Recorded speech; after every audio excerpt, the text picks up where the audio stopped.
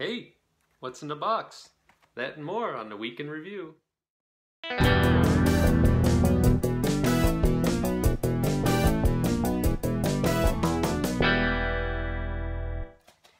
Hello everyone.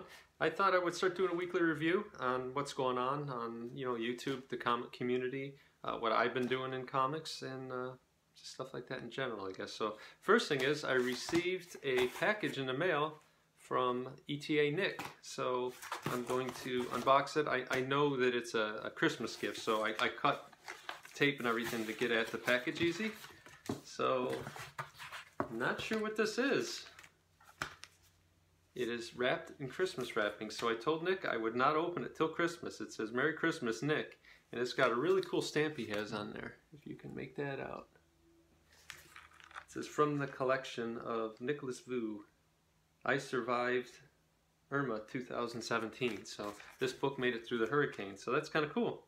But this will sit on my shelf until Christmas, and I'll do a opening video then. Something else I've been doing is I've been working with a local comic shop in LCS. I've been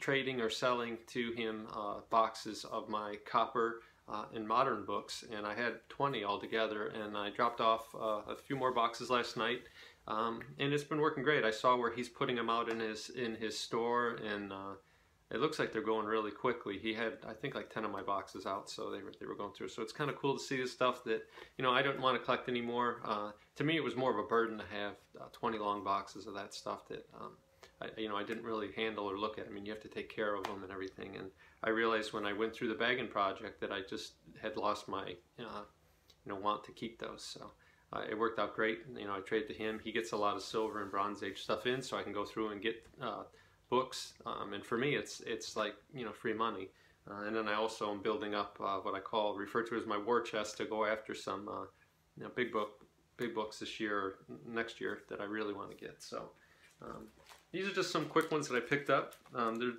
nothing special, but they make me happy. So I'm working on Adventure into Fear. I'm not sure if I'm gonna go back and collect them. I think before issue 10 it was just called Fear, and they're reprint books from the 60s, but this is number 12, Man-Thing. It's got a great cover on it. I love what the cop says there. It's like, it's okay, you can save that guy, but then I'm going to shoot you. It's too funny. And then as I was bagging, I realized I didn't have Machine Man number 10. And, it's, I think, just on the cusp. It was 1979, so it's still a Bronze Age book, but I don't know why I didn't have it. It's got a kind of a cool Ditko cover. It was neat in that series that Ditko took over for Kirby. Two kind of classic guys that were there at the beginning, kind of both of their last hurrahs in a way. And then a title that I always had, this one, number 4, but I never had the rest. So he had this there, and it was $4. So you get 4 comics for $4, and they're flawless condition. And I'm going to read these. This is just going to be a great read for me. I think his Jack of Hearts first appearance was in Deadly Hands of Kung Fu 22, I think, but I'm sure you guys know better than me. I'm Adventure into Fear. I got 27, so for the Morbius run, the only one I need now is number 20, and then I'll have all of them. But it's a great cover. Awesome Gil Kane artwork. So once I have all of them, I'm gonna crack 20 and read them all the way through.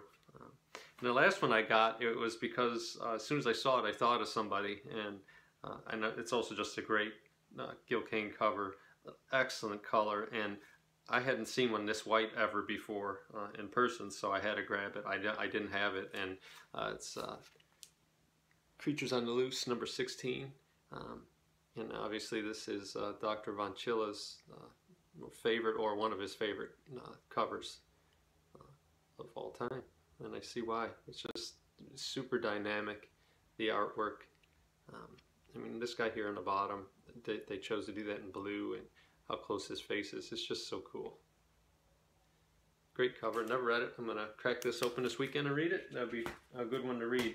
And speaking of reading, if anyone out there, I like to try to give recommendations when I can, and I think it was the Lone Wolf of Comic Book Hunts. I hope I said his name right. He, in one of his videos that I watched, and I hadn't watched his stuff before, He showed a bunch of books, and other than, I think, Sleepy Readers, one of the only guys that I see other than me that references books a lot. And I don't know if the community reads books that much. You know, you read comic books and probably a lot of stuff online, but I like to make recommendations from time to time. So anyone that's ever seen the Christmas movie, Christmas Story with Ralphie and Red Ryder BB gun and all that stuff, it was taken from a book by Gene Shepard, and it's called In God We Trust, All Others Pay Cash. And in this, there's a section in here that deals with that whole segment of his story, but there's also Summertime and other things that went on in here. I think they might have made other movies later. Probably, I kind of remember one. And Mary Steenburgen is the mom instead, and somebody else is the dad. But the first one's a classic, obviously, and they play it 24 hours on, starting on Christmas Eve, I think, till like 6 o'clock Christmas Day. But it's a fun read. It might be tilted a little bit towards older guys. This is, obviously an older time period than me, probably more like my dad's time period. But I love reading it. It's a very easy read. It's fun, and that part of it's very holiday driven. So if you want a good read for Christmas, jump on that. My producer Daisy's telling me she's giving me the go faster. I don't want this to go on too long. It's something I want to work on, is making shorter videos. Another thing that I've been noticing this week is a lot of the conversation, and going back to last week, about different awards that people are doing, award videos, or I guess kind of shows. And aside from this community, I really never watch the Academy Awards or the Music Awards or any of that stuff. I'm not a big fan of awards things. I feel that it's exclusionary. I think it's cool to recognize people that do great stuff and cool videos and stuff like that. But I also like to recognize people maybe that aren't as big as some of the people out there that have 1,000, 2,000, 3,000, 4,000 subscribers. And it's one of the reasons why I did the tag that I did recently, the open tag, to anyone that subscribes to me, to, what else are you into? I think it's kind of cool to make this community feel like a real community, even though there's huge distances between us. I mean, an example, last night I picked up a sub from Poland, which was, awesome. I think he's got 2 or 3 videos. I watched all of them and commented, and it was cool. It shrinks the planet even more, and I think that's one of the good things about the internet, with all the bad things that happen on the internet. But as far as the awards go, I watched Undisputed Frost video this morning, and I subscribed to him. I didn't realize, I thought I was subscribed to him, but I wasn't. So I subscribed to him, and I watched that video, and it was lengthy, and some of his friends on there were ribbing him about how long it was going on. But I kind of get what he was saying, and I tend to agree to a certain degree. Awards are cool, I guess, and it's nice, I guess, to get recognized or nominated. To me, I think nominating is as important as winning. And you're going to see the same people probably, because, and rightly so, they've been around for a while. They have a lot of people that watch them, and they put a lot of effort into it. So I guess that's kind of cool. I don't know. I guess I'm talking in circles here. But the other thing is, I'm not going to participate because I've only been making videos since June. I did watch a couple of years ahead of them, but I was pretty passive at it. I didn't really get into watching as much till probably the beginning of this year. And then in June I said, man, why not? I'll make a few videos and see if anyone wants to hear what I have to say. But it's been great. It's really enriched collecting for me. Seeing what everyone else is doing, it's fun to watch. I love watching when people get the acts of kindness. That's just the gleeful glint in their eyes when they open up packages from other people is cool. And it's just very thoughtful that other people think of other people like that. And when I thought of John, Dr. Von Chilla, when I picked that book up, it's neat. I never would have thought a year ago that I would have known John, or I would have met, Nick, guy that came from Vietnam and lives in, South Florida, or, Brooke in England, or just all these people from all over the place. It's really cool. It's a cool community. So for that, I think the awards is great. And if you like it, awesome. But at the same time, if you don't like it, I don't think you should feel bad about it, or if you didn't get nominated or whatever. I guess it comes down to what's your motivation to why you do YouTube videos. I do it just because it's fun. I don't know. I have less than 200 subscribers. I don't know if I'll get more or less. I appreciate everybody that watches me, and that leads me to my next thing that I wanted to say, I want to thank everybody that watches my videos and comments, and even if you don't comment or don't thumbs up or whatever, if you're watching, thank you. I appreciate it. I hope it's not boring. I hope I try to make these fun to watch. I enjoy doing it. It's a lot of fun.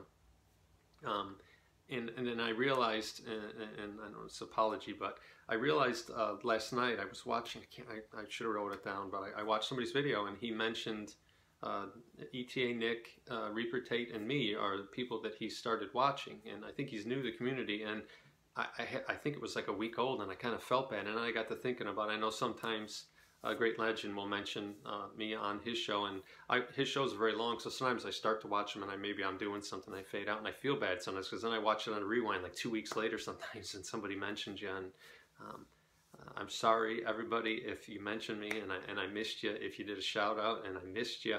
I don't mean that. There's just so many people out there and so many channels. I try to watch as much as I can. New thing that I've been trying to do is I go into all my subs and I do all, and then I look for the little blue dot, and I can tell if somebody has new content that I haven't looked at, so I try to come in and peek in at everybody. Sometimes I treat it as a podcast. You know, I'll be working, and I'll just have it running on my phone so I can hear the audio and I can peek down if it's, you know, something. So I'm not as big into haul videos. I do like to see when someone gets a new, you know, really big book to them that's important, or the cross-off videos I always watch.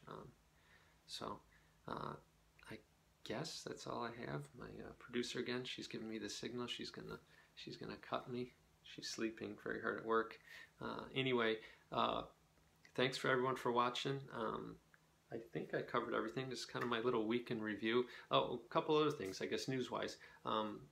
Lords of the Long Box, we're talking about an original art scandal kind of that happened on Instagram this week, and with Rob Layfield and Jim Lee and things like that, artwork, and then those guys actually came in and said, that's not my artwork, and it was pretty interesting. A friend of mine that collects was telling me he knows a few people at CBCS, and I guess what they're saying happened is that there were some signed blanks that, you know, obviously, you know, chain of possession must have got broke somewhere, because those got pulled away, and then that's when the counterfeit happened. So the signature was authentic, but the artwork wasn't. And in any case, for me, I think I've said it several times on here, really the only thing I've ever bought a signature is that Stan Lee Ross print that I bought. But most of the time, I just like to see with my own eyes. I like watching the guy sign a thing, and I get things signed because I like the creator and I get to meet him. I don't want to just go to like a book signing and just the guy's head's down and he's signing 1,000 things an hour.